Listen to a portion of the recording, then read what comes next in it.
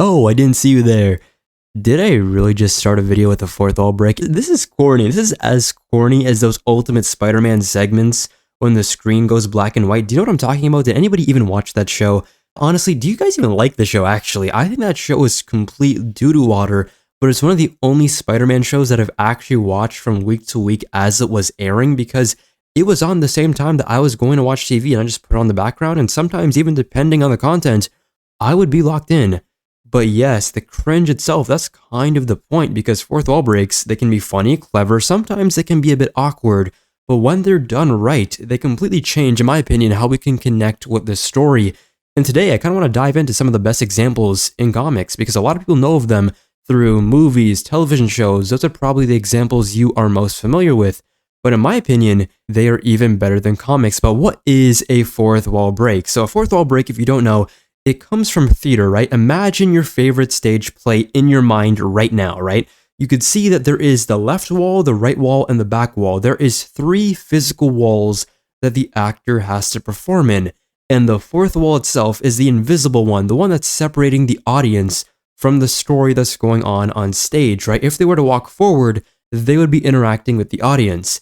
And when a character acknowledges the audience, comments on the fact that they're in a story or interacts with the medium itself in any way, at that point, they are breaking the fourth wall.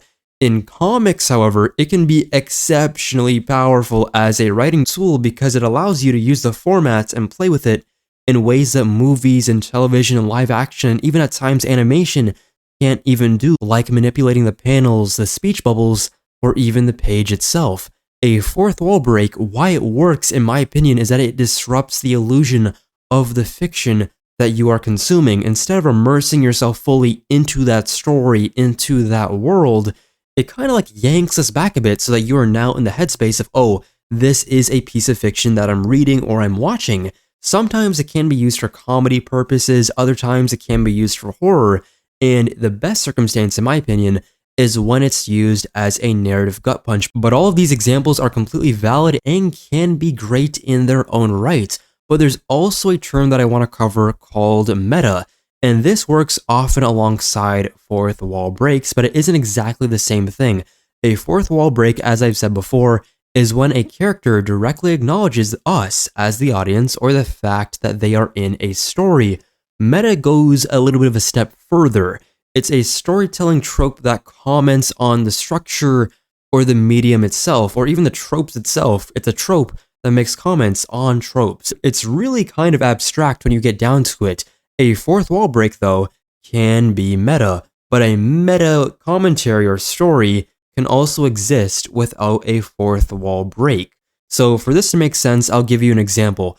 Think of your favorite TV show. Let's use The Boys, for example. That property itself can be a parody on superhero tropes, right? Without ever having their characters look directly in the eyes of the reader.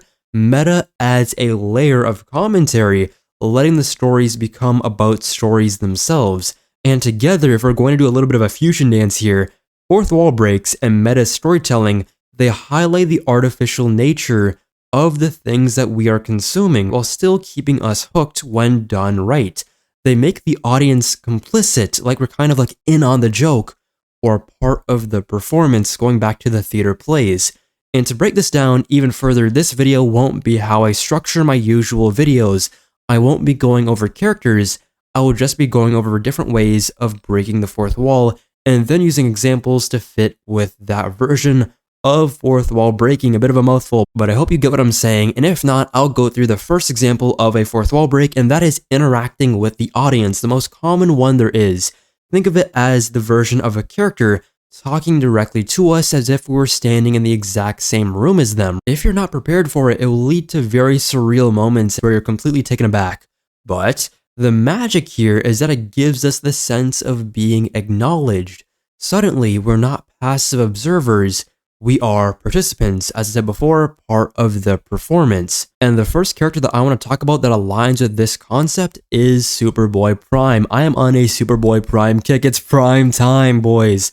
If you've been reading Superman, you know what I'm talking about, and this is a little bit of a spoiler, but if you're anyway sort of linked to comic books in general in a social media space, you've probably seen it through Instagram, Twitter, Reddit, or even TikTok, right? It was all over my For You page, and I'm assuming it's the exact same for you, but Superboy, he came from a world kind of like our own. He was called Clark Kent, but there was no other superheroes. It was basically the embodiment of the real world, the world outside of your window, to give you a bit of a Marvel quote.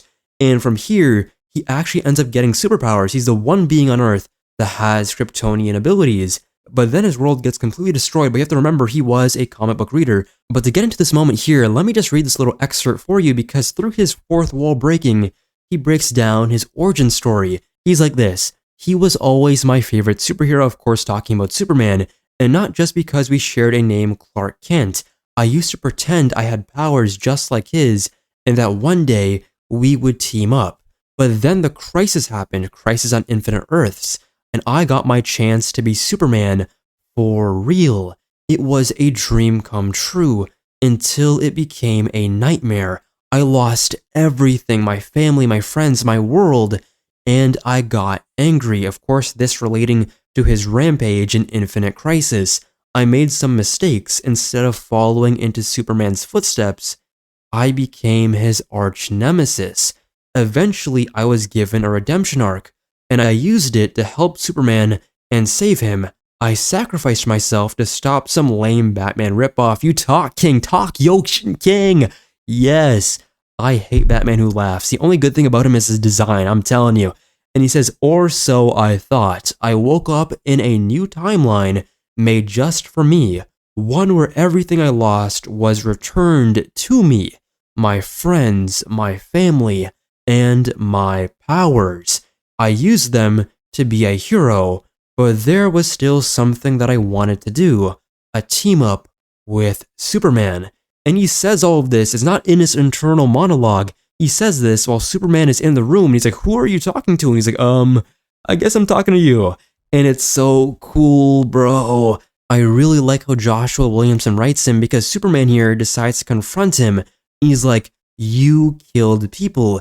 And being the Redditor that he is, he's like, hey, that was at least 2 reboots ago, guys. And besides, if everyone I killed was brought back from the dead, did I really kill them? And it's like, you're kind of right, but it's also a stupid mentality, because that means you could just kill anybody and get away with it. That doesn't work a second time. Maybe it will, maybe it won't.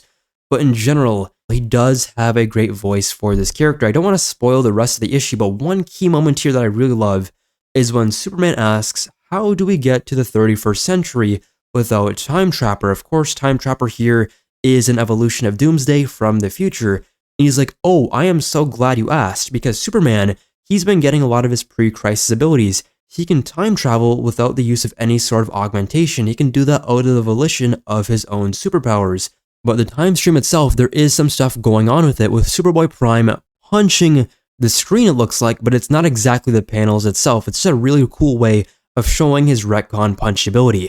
And he's like, what are you doing? And he's like, punching time and space. Dude, the time stream is being watched, so we need to take a different route to get to the 31st century. This place isn't even real. Some pocket dimension, blah, blah, blah, easy peasy.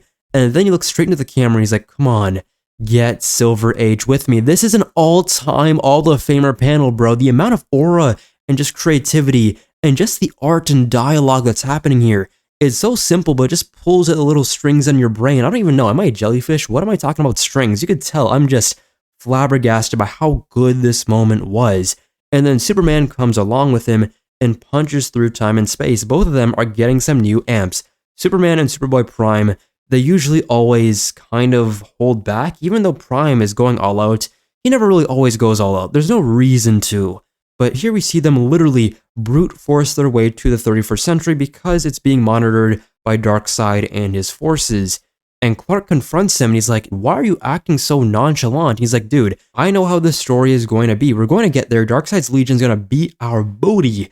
And then from there, not 1, not 2, not 3, but all of the different legions from across time and space will come together in this one massive 2-page spread, which if you don't know, is when they have a very big, oversized image in a comic that takes place over 2 pages.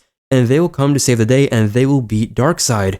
But then he realizes that it wasn't all that he seemed. And I don't want to get too far ahead of the story, but there's another moment that I want to highlight here, is when his plot senses start tingling, if you get my drift. But he's like, hey, so my nerd brain, it kind of caught up a bit and caught a plot hole. If Cosmic Boy has magnetic powers, why was he using his hands on the shovel to dig the graves? Why don't you just use your powers? And this ends up being very instrumental. So overall, Superboy Prime, I love what he's doing. In the past, he was somebody that would very much turn to the camera and be like, "Stop staring at me, guys. I'm not going anywhere. This isn't right. I'm supposed to be the real Superboy," stuff like that, right? Very meta and also very annoying at times, but he's supposed to be the average DC Comics Redditor who has a problem with everything. And they are taking it to the next level by making him a complete fourth wall breaker, just like Gwenpool in this story. Can you imagine that if they have a crossover between Superboy Prime and Gwenpool? That would be absolute chef's kiss cinema. For that one viewer who doesn't like my kiss sounds, I am sorry, but yes, Superboy Prime is that guy. And now we go on to a bit of a more grander scale story because it is a one-off, and this of course features Deadpool. Now Deadpool is a character that's known for doing a lot of just very short jabs or little tiny blurbs of dialogue, talking to the audience. Maybe there is a whole monologue of him talking to them, and he is a character that is unfortunately an overuser of this trope, to the point that there are moments and people out there who hate Deadpool because he only does this, and it's hard to blame them because I was in that camp for a bit as well before I educated myself on who Deadpool really is, because the fourth wall breaking meme machine is not Deadpool, and that is what we're going to get in this little excerpt here from Deadpool number 45 by Jerry Duggan, probably one of, if not his best modern writer that isn't, like, of course, a team book. Rick Remender, of course, in my opinion, is the best Deadpool writer because he just cooked his everything off trying to make everybody in that book as cool and as sympathetic and tragic as possible, and it worked wonders. But in this issue, number 45, it was the last issue before the relaunch of his book, and it was very successful, but this right here showed the death of Deadpool. Everybody was dying. This was right before the Secret Wars stuff happened, before All New, All Different, that era of Marvel. And in Secret Wars, there was something called an incursion, and an incursion is when two planets hit each other from two different universes, two Earths, I guess, and they collide and they explode, and those two things are now Kaputski, right? And he died. This was the death of Deadpool, and from there they went through a bunch of different short stories after the main one. And it was very interesting because it starts off with this very giant panel here, which is very funny. It's kind of like an editor's letter. He's like, "From the desk of Jordan D. White on blah, blah, blah, Marvel Comics, blah," the address right there. And he's like, "Hey there, Merc Maniacs," if that's the title of Deadpool's fans, I want to die. "Editor Jordan White here, once more. Now that Deadpool is now inescapably dead 100%, in a way that is so permanent that it cannot be undone. I mean, seriously, how do you come back from the planet crashing into two opposite sides of another universe, and both universes come back to an end?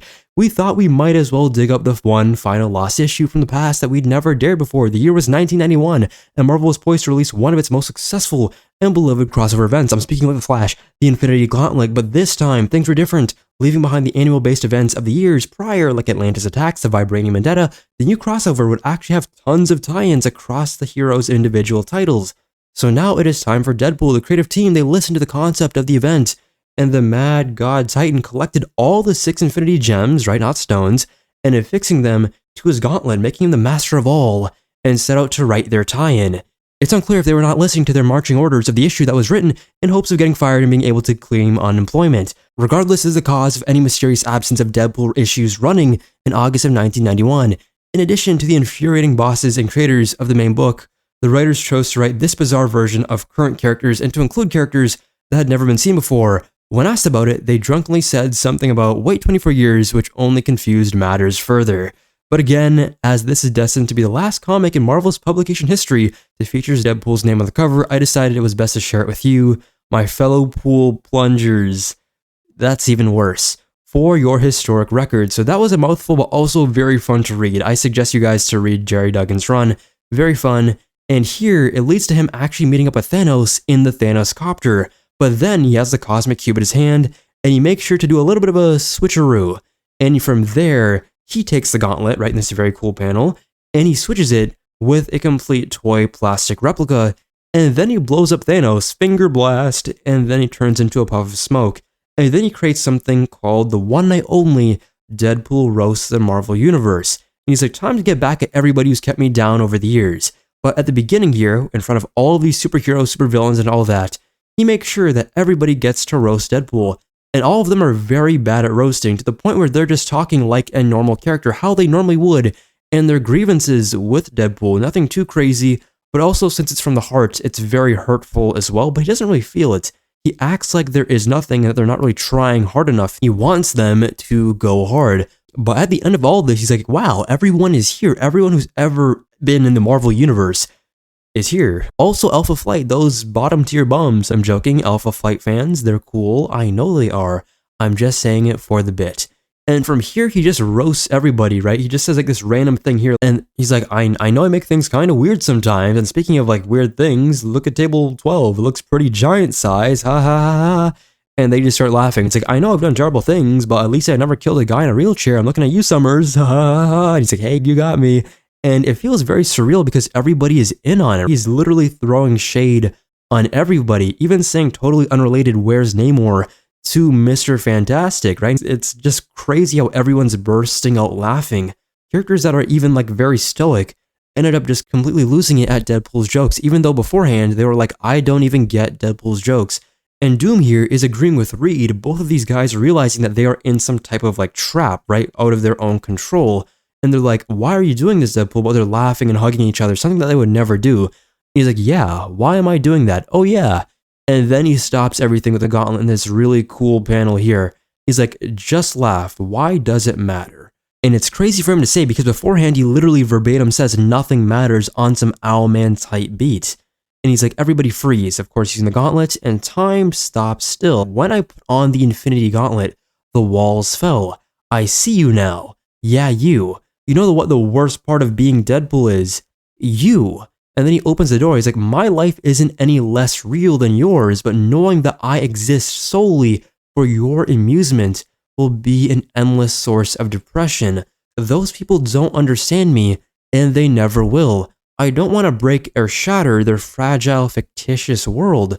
So enjoy your funny books, but just know that not everybody finds them funny. And it really just gets to the heart of Deadpool, who he is, the sad clown who has to go about his life dealing with so much trauma, with suicidal thoughts. And the crazy part about this is that knowing that you are a fictional character makes everything much worse, because it's like, I could stop the things that are happening to me, but it really is just a spin of a wheel. Yes, I could go to the editor's office, probably, but what will that do in the long run? It will just stop the trauma for a bit before the next run of Deadpool comes in and the next writer comes in for all of eternity. That does a lot of damage to you, knowing that you are a drawn and written character and that you aren't actually real. I would lose my mind. Everybody on social media is always losing their mind like, hey, are we in a simulation? Are we in the Matrix? This was Deadpool's light bulb moment. He knows that he is in that, but then he has to snap back, literally snap his fingers and be like, good night, hope you enjoyed the show, that was kind of fun, and send him back to the way that things were, right? As if nothing ever happened. He did this whole spiel, but now we just gotta forget about it and move on. Really deep stuff in my opinion, and the heart of who Deadpool really is, and how you could really use his fourth wall breaking stuff to the max, while also making it very enjoyable. And finally, we have one of my favorite comics of all time that I have never talked about in the history of this channel, and I'm surprised I haven't, and that is Grant Morrison's Animal Man.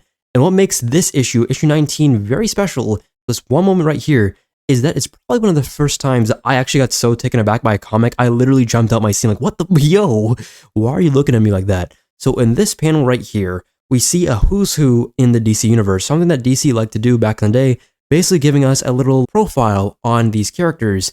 And we go through basically the origins and how Animal Man basically worked. And essentially here at the very end, it says he still remains unaware of the full extent of his animal abilities.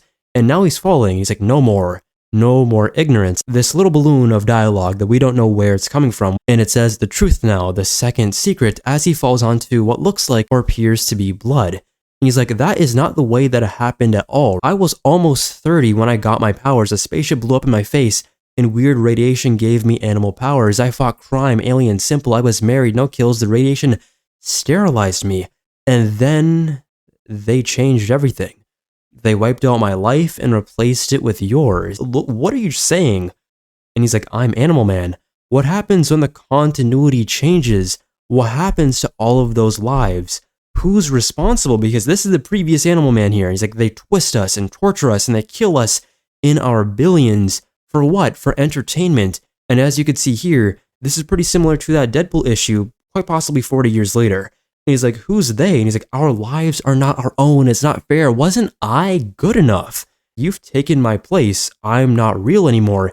And then he starts to fade in his hands, almost like Infinity War style, but instead of dust, he literally just becomes a blank, empty white space. And he's like, do you want to know? Do you really want to know the truth? And he's like staring into nothingness, and he's kind of scared to turn around. Like he's like stuck here, as if a horror monster was about to pop in right behind him, and he's trying to keep himself safe just by trying to separate his visuals. Like if he doesn't see the monster, he'll be fine, as if that makes sense. And then the thing says, turn around right now. And he says, you'll see the third secret. He's like, oh God, oh my God. And then in this huge splash page, he says, I can see you.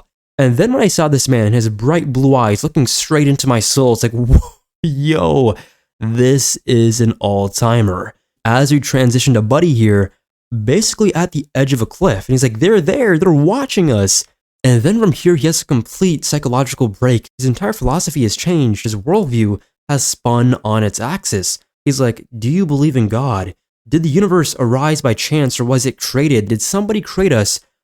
Are they still creating us now? I saw into another world, and it was worse than this one. It was like glimpsing into heaven, but it wasn't paradise. It was more like hell. And man, dude, I'm gonna go a little bit more on Animal Man as we go throughout these tropes, but dude, when he realized that he is just a character and not a person, it really just stuck with me for the longest time, because this moment right here, it's one of the top comic book moments of all time, bar none. But moving on to the next category of fourth wall break, and that is interacting with the medium of comics. So comics, as you guys know, have very unique tools. We have panels, we have gutters, which if you don't know, gutter space is the white, black, or whatever color it is, the background that the panels lay on. There's the word balloons, there's the sound effects, and sometimes characters use all of these as props. Maybe they climb out of a panel, rip apart speech bubbles, argue with a narrator who's writing their captions. It turns the page itself into a playground. And the first character that I want to talk about is the OG Deadpool, and that is She-Hulk. Now, She-Hulk here is quite the interesting situation, because she started off as a character who is very much by the numbers and who you would expect She-Hulk to be, but through John Byrne and his reinvention of the character in Sensational She-Hulk, she became one of the first fourth wall breakers that I found out about in terms of the linear nature of comics. And in her first issue, she does interact with the reader. He's like, okay, now this is your second chance. If you don't buy the book this time, I'm going to go to your house and rip up all your X-Men comics. Of course, in this time, X-Men was #1. They just had the #1 best-selling comic of all time, I think, or they were going to, right? I forgot. Was this in the 80s or 90s? Somebody check me on this. But that was on the cover of the first issue, and that was really the tonal shift for you to understand what this series was about. She was completely different from her cousin and great in her own way. There's this one instance when she goes against Dr. Bong, which she thought was a complete joke, right? She kind of talked to the writers and to the audience themselves saying, the Fantastic Four and Spider-Man, they got their own big bads, but she is stuck with this clown. This is what she says, directly staring at the audience. And the Bong man here wasn't having it. This man was like, clown? I'll show you, clown.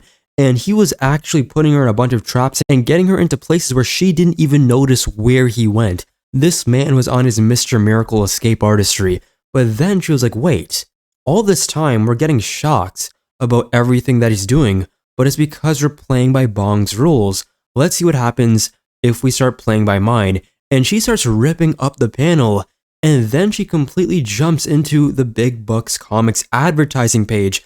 Back in the day, even now, but more so back in the day, there was a bunch of random advertisement pages in between sections of the comic book. That was honestly a part of my childhood. I would just flip a page and see a God of War ad. Even though it did kind of break up the flow of the story, it's just really nostalgic to me. But from here, she actually uses it in a viable method. It's really cool here. And everyone's like, what the heck did you do? Where is this place? Don't ask any questions. We're in the heavenly zen of comic books here. It only works if you don't think about it, which, yeah, would you use this in a power scaling setting? Maybe, because everybody else could see it. She uses it to fight and beat Bong, so do with that as you will. And she tells them to follow her. And all of these people here that are following Bob and stuff like that, they're completely flabbergasted. And he's like, I just skinned my shin on the staple, which is funny. There was something here that messed him up. And then she rips out of that and comes in contact with Bong. It's a really interesting and fascinating use of the character, and very infamously in a lot of what she would do, she would end up ripping blank pages to get to the main story. I'm pretty sure at the very end of her book, she ends up ripping it, and she's like, at least give them panel borders and thought balloons, right? This is supposed to be the final issue of the book, but you couldn't at least give it a decent ending? What does Marvel pay you all the big bucks for? And this, of course, is complete shade of her book going to get canceled, right? Like, you are a big name writer and a big name artist. Why can't you do the basic necessities to give me a closure for the little fans that are here to feel happy that it happened and not feel sad that it ended?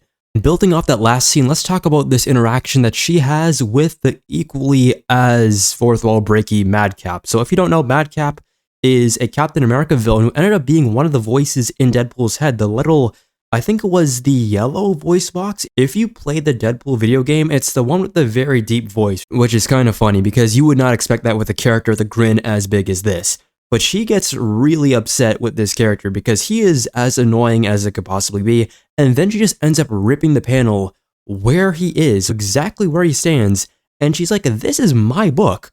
Crumples up that panel with him in, he's literally muffling, he's like, oh, well. And then she lights it on fire, says, you're not a match for me.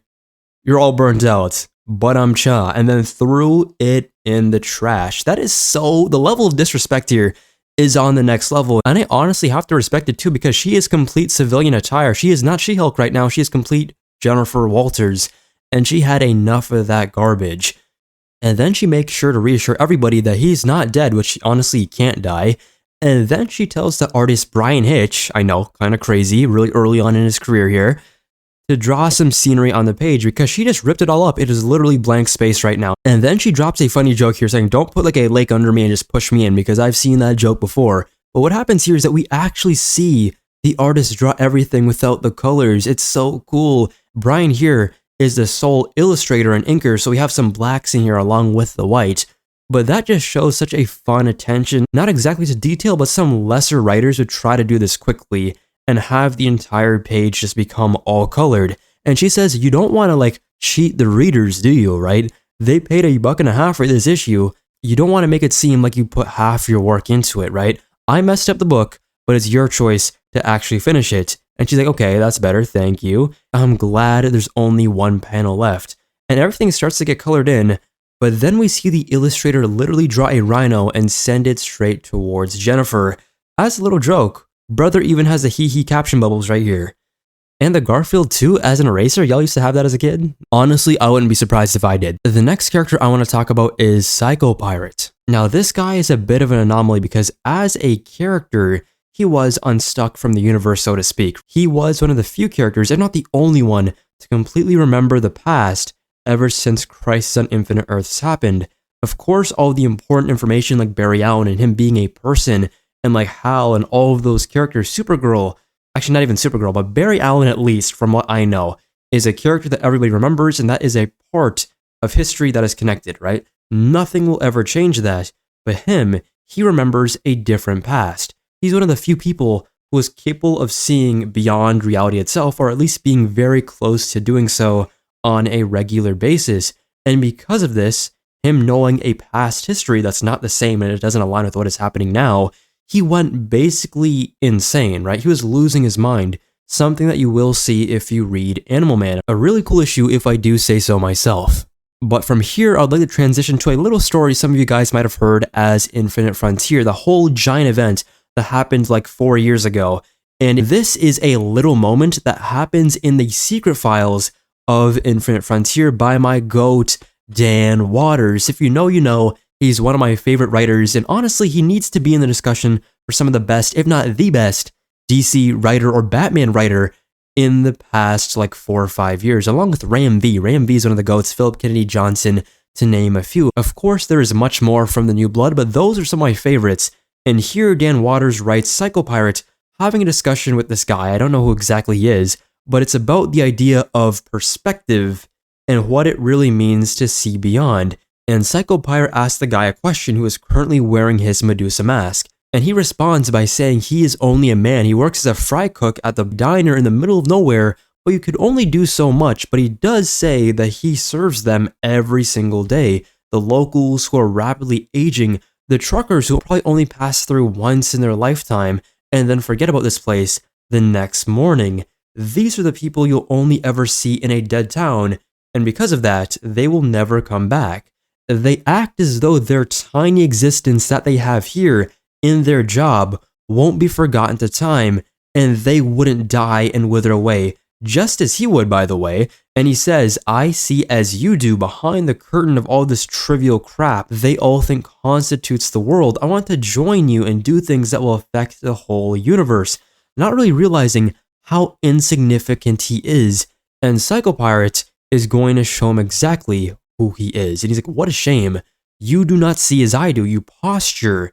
You weren't born and raised to do this job, and none of us are. This universe right here is mere months old. It has been remade once again. You are the same as the rest of them, trapped within the pale white gutters. And then we see him hold onto the black boxes, the panels of the screen, and rips it apart, saying the pale gutters, screaming that as we're now in the blank void. And now this guy is just floating in the nothingness, holding onto this table for dear life. And he's like, what you see here all around you is the flimsy white fabric that each universe is built upon. They are built here, but then they're destroyed, forgotten, and then built again. Do you know and understand how every action is worthless? Do you feel how this golden Medusa mask that you're wearing right now amplifies that terror that I'm telling you right now? Have you ever been so afraid in your life? Did you know that it was possible to be scared to death? That is cold as hell. But from here, he retrieves the mask, but then he has to deal with these black boxes right here, who is narrating what he's doing. Every crisis, every flashpoint, every death metal, he watches them from the outside, but he picks up on it. He looks at the boxes, and he's like, who is that? Who is speaking? Who has found their way here outside of everything? And then the box itself presses him. I would be so tight if a literal black square is fighting me and throwing verbal hands. Like, are you serious? It is though you do not listen to your own questions, Psycho-Pirate. What are you talking about? You really think that you are outside of everything, that there is nothing beyond your enlightened experience.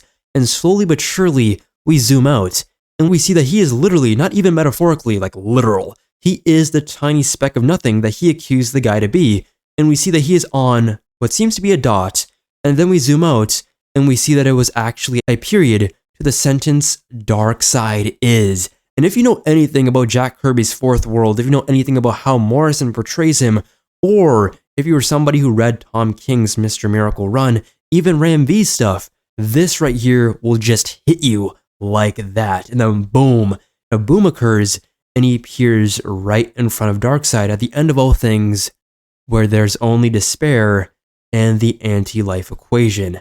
That right there is such a cool moment because it brings up the stocks of Psycho-Pirate and Darkseid. I have never seen Darkseid do anything that metaphysical. We've seen his real form before, but we've never seen him interact with the literal gutter space, the blank pages of where an infinite universe is made.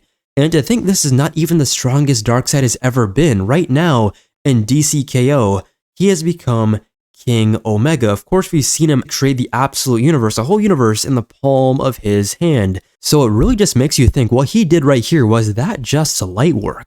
If it was, then there is some horrifying implications for not only the power of Darkseid, but for the heroes and how the history of the DC universe will play out in the near future.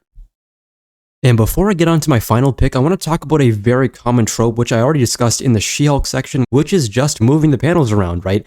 Even in Deadpool, what he would do in one circumstance is literally cut up the panel so that he could yell at the previous panel version of himself so that he would stop doing something. It really just kind of gets in your head. It looks kind of wonky, but also just a lot of fun.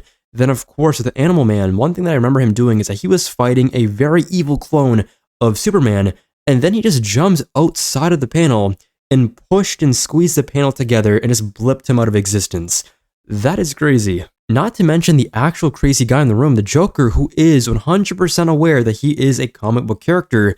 He was probably the first example that I remember reading where he literally flipped the page so that we would move on to the next scene because they didn't have time to listen to his entire monologue about Joker burgers, about his laughing fish in the Steve Englehart run. Of course, one of my favorite Joker stories of all time, but I think this was in the 70s. I don't know if we've seen any other character do this before, at least a mainstream character. This is really cool. But yeah, let's move on to my final pick. That, of course, is being a character that a lot of people love, and I just started getting into, and that is Gwenpool. And this will be spoilers for the last issue of Gwenpool, so you have been warned. If you don't want to hear this, skip ahead to the next timestamp. Now, buckle yourself in because this is probably as meta as it gets, at least from Marvel territory, without exploding your brain. Grant Morrison, there are so many Grant Morrison stuff that I would probably want to bring in. Zatanna by Grant Morrison, great stuff. Even the Zatanna recently by Jamal Campbell, really good stuff that also has a fourth wall breaking moment. But this right here really breaks down Marvel Comics. So from here we see two versions of Gwen, and after Gwen went on her little escapade, finished her little side quest at the beginning of the story here, she walks away. But then this other, very bright looking Gwen who kind of seems like a ghost, pops in from the gutter space, a space that the normal Gwen is very accustomed to seeing, and says, I know you're scared, your series is nearly over, you can see it, but I'm here to tell you it is not the end, you survive, I survive, right? And then throughout the book, we see her go through a bunch of moments that we weren't even privy to before. Obviously this is happening now, or somewhere down the line, and it's her best moments, her defeating Dormammu, working with Spider-Gwen and all the spider people, going to hell and saving people, a lot of crazy stuff that happens here, but in general, this is juxtaposed to her having a conversation on a bunch of panels with her older self, and she's like, you don't look older than me, I guess your hair is different, and the older Gwen, quote unquote, is like, people don't actually age in the Marvel Universe unless it's very sudden, and literally in the title, Old Man Logan. But that's the difference between your future, your true future, and the evil one you rejected. But that is my timeline and it is ending. And the older Gwen is like, no, see here, you still have an outsider's perspective. The moment right here, it's not just happening in February 2018 when Gwenpool number 25 comes out. It's happening in June 2019 in the trade. It's happening in September of 2025. Guess what, guys? You're privy to this. When somebody finds this in the library, and later and later and later, right now, somebody's reading this moment years after all of the people who made this comic has died. Holy, her entire chemistry of her brain just switched just by her saying this. You don't just live here. You're in video games, toys. You guest star in other titles, fan art, fanfic, roleplay, Twitter accounts. Someday, one of those fans might get a pro gig and remember to stick you in some new version of the Great Lakes Avengers. Great deep cut right there. This sounds like an awful lot like Grandma's Not Gone, she'll live in our hearts forever type stuff, right? That people say and your parents say. If grandmas could do to hearts what you do to panels, they would be kind of horrifying. And they go on this very deep, long discussion. I won't go through all of it so that you guys would have some meat on the bones of this comic if you decide to read it for yourselves. But at the very end here, what I really like is that we see a full circle moment. She does everything that she wants to, and then goes back into the gutter space and says, thanks for reading. Now if you'll excuse me, who said anything about being done? So she looks back at herself. You see here, this is the beginning of the book. So what this tells us, time loop, right? She is stuck in a stasis of having to relive all of her greatest moments that we saw throughout this book as they were having their conversations. So now what we see here is that there is a stamp pressed exactly at the end of this book telling us in the most flat out and cool way possible that her story will never end. How beautiful is that? The next category of fourth wall breaking and meta storytelling is the cameos and interactions with the real world. So there will be times when comics fully collapse into itself, the boundary itself between fiction and reality. Where does it start and where does it end? Characters might get to meet their creators or even step into our world, and this is really fascinating because this suggests that fiction itself is not fiction. It can bleed into reality, or at least blur the lines between the two.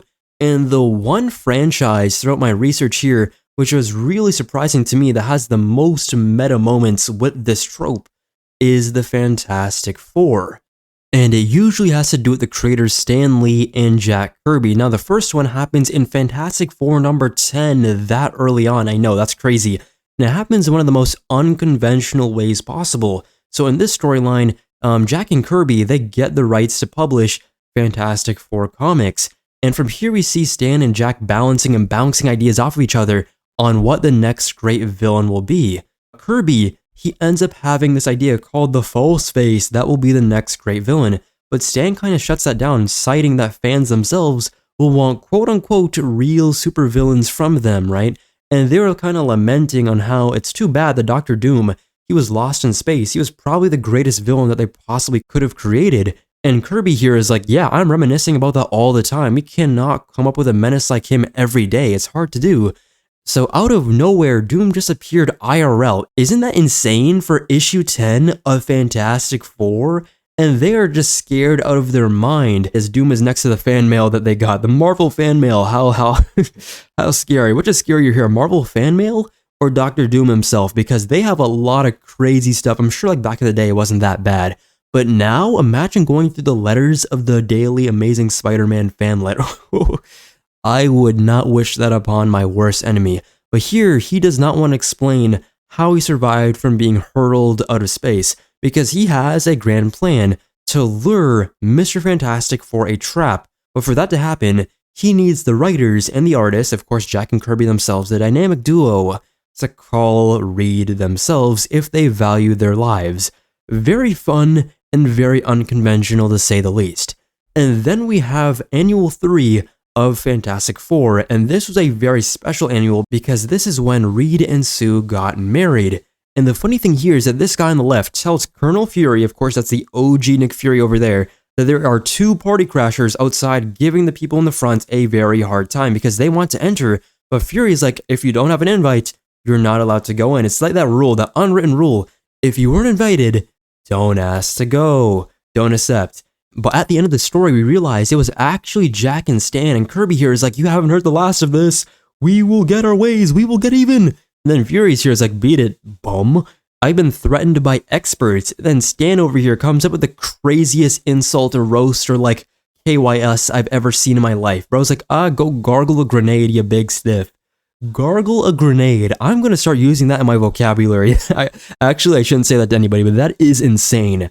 How about you gargle a okay. Imagine them keeping us out, Stan. We'll show him, Jack. Let's get back to the bullpen and start writing the next ish. As they walk into the city, but no other scene was as touching and as real as Mark Waid and Mike Rowingo's contribution to basically the entire mythos of the Fantastic Four and their tribute to Jack Kirby. And in the scene here, Kirby here is effectively God, and that is so much respect, because in my opinion, he is basically the God of the Marvel Universe. Everything that he did is the foundational blocks of what we see for decades, centuries to come, right? This is what Marvel is at its purest. Stan Lee, of course, is a huge factor to this, but this scene right here really shows you the respect that everybody in the comics industry has for Kirby. He is called the King of Comics after all. And from here, we see the Thing, Ben Grimm, really talk about this. He's like, I'm really missing the feeling of the shock and awe, right? Of the majesty itself. And Sue is like, why am I kind of like taller than the Almighty? Even though she is still trying to show respect. And Kirby here says, what you see is what I am to you. It's not an insult, it is a compliment. That's what my creations do. They find the humanity in God. And he's just drawing here, and as he's drawing, the literal thing here pops up into reality.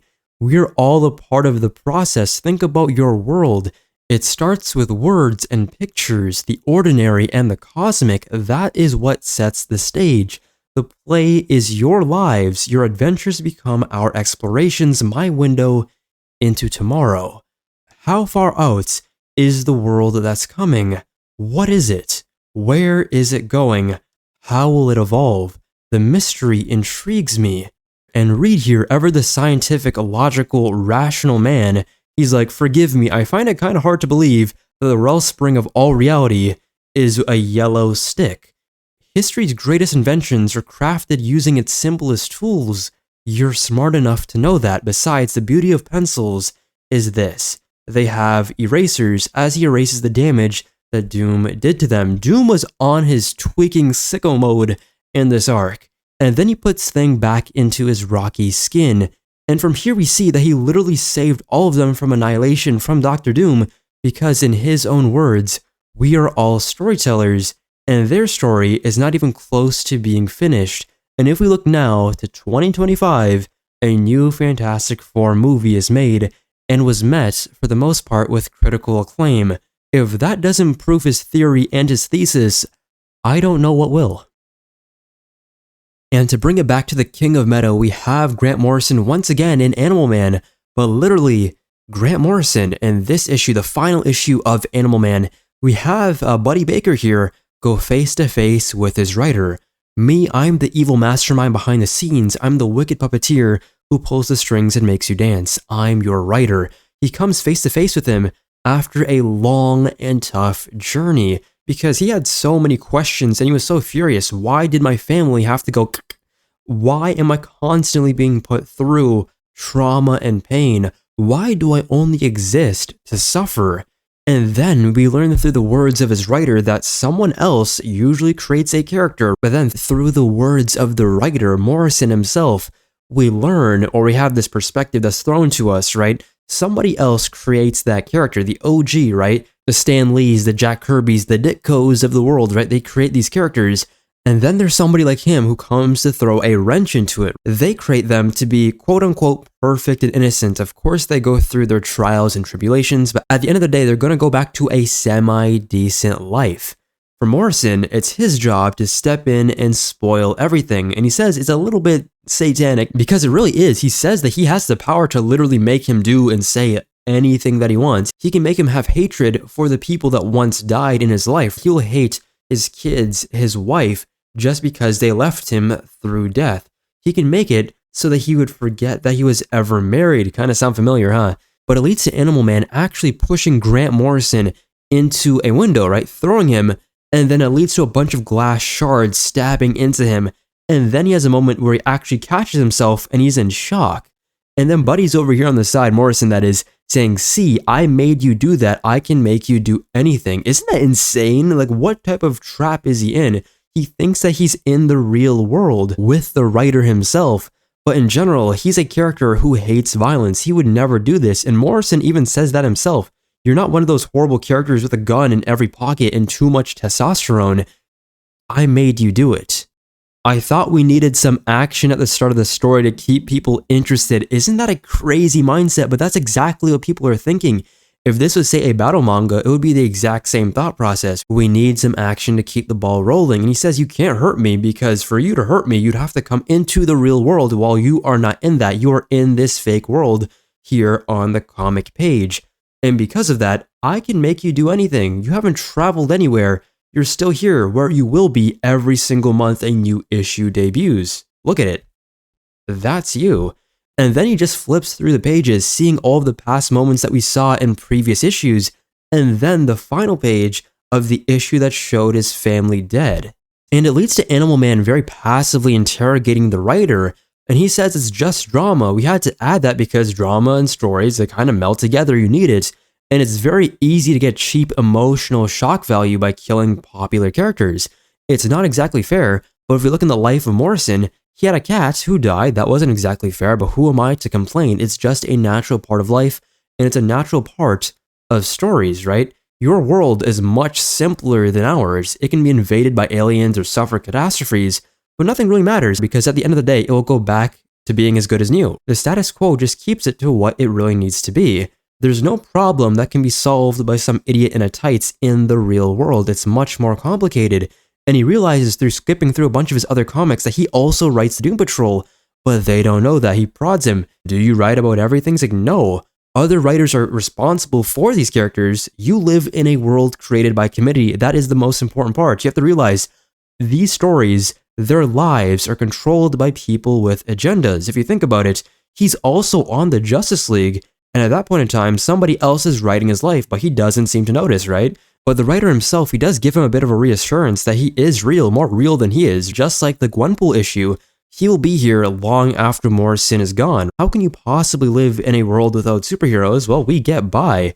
And while he's having this conversation, a bunch of random things pop to the page and then blow up into a splash of blood because he's only doing all of this because they're not really interesting or important to this conversation. It's just more interesting to draw and for people to be like more at awe with this conversation. It's very meta. Just the artists themselves, they're just drawing a bunch of random stuff as they walk throughout this field. And while he's going on this very great monologue, we see Animal Man just get beat up by all these drawings, and he tells him, you're not actually getting cracked right now, pause. You're not getting destroyed by a lot of these characters. it's just your mind. Nothing's really happening. It's just a comic. Get up, right? And he's like, it's not a comic. It's just my life. And Brother's like, well, he just boils it all down by saying, we'll stop at nothing. All the suffering and death and the pain in your world is entertainment for us. Why does blood and torture and anguish still excite us, right? It's really interesting. We thought by making your world more violent, it would be more realistic, more adult, whatever that even means. Maybe for once we could try to be kind. I'm not going to spoil to you what the end result of this conversation is because it is really beautiful, but what Morrison here is trying to say through this drawn version of himself is that stories are made compelling, readers crave drama, and through the cruelty of this system, it's the only way that fiction has power. And what happens here is Morrison is using Buddy as a mouthpiece. Think of it more thematically. For every comic character who's been dragged through endless cycles of violence, death, resurrections for the sake of entertainment, it's metafiction at its rawest form. Try to align that with your favorite character. Look at Spider-Man, for example. That should speak to you. All of this should feel like what Spider-Man is going through right now at this very moment. Here, it shows you from a meta perspective how this could be talking about Spider-Man now, right? Back in the 80s and 90s, that wasn't exactly what they were aiming it at, but now in the present day, you can attach the thread, so it's like this kind of makes sense. It's still going on to this day. And while it does feel like a very cynical mindset, he feels genuine guilt for what he had to put him through just so that he could make an S-tier comic, because Morrison, when he was writing this, he had the sauce, I'm telling you. But the fact is, you have to break an egg to make an omelet, right? You have to destroy and reconstruct the pieces to make something as worthwhile and as life-changing as Animal Man. I'm telling you, if you read this book, along with other things like Swamp Thing or like Sandman, or a bunch of the other Vertigo titles, you know, Shade the Changing Man, Doom Patrol, all of these books, Hellblazer, I could go on and on and on, but they will change your perspective. They are some of the best comics there is, and if you haven't read any of these, I will highly suggest you do. They are some of the best books in DC's Playbox. We've been through quite a lot, haven't we? And we're just about at the finish line, but now we have the final category of fourth wall breaks, and this is an extra category that came from my own mind, and I didn't really know what to call it. I'm going to call it narrative manipulation. And this really sounds like a superpower, right? You know, like when somebody has control over the story itself and they're able to rewrite the narrative so that it fits their own means. Basically, plot manipulation. But I'm not doing that. This narrative manipulation that I'm talking about is when the writers themselves give you full control of the story itself. It's kind of like either a choose your own adventure story, or you have control of what happens over the characters, and you choosing to do something or not leads to the story progressing or staying stagnant. Now, I know this sounds kind of crazy, but let me explain it to you through an example. The first one being The Flash by Jeremy Adams. I'm pretty sure it was issue 776, I believe. And in this issue, we have The Flash, Wally West, and Dr. Fate Khalid, that version. Basically, they're stuck. They're in a dimension where they don't have their powers, at least in a destructive format. And here we see Dr. Fate literally turn around to the screen, look at us, and point at us. And it's like, you, yes, you, the reader of this book, our fate lies in your hands. And Wally's kind of like flabbergasted. What reader are you talking about? Do you have that helmet wound way too tight on your head? And then he says, unveil. And now Wally is a fourth wall breaker. He knows about us. He sees us right now. And from here, they have a bunch of monsters follow them.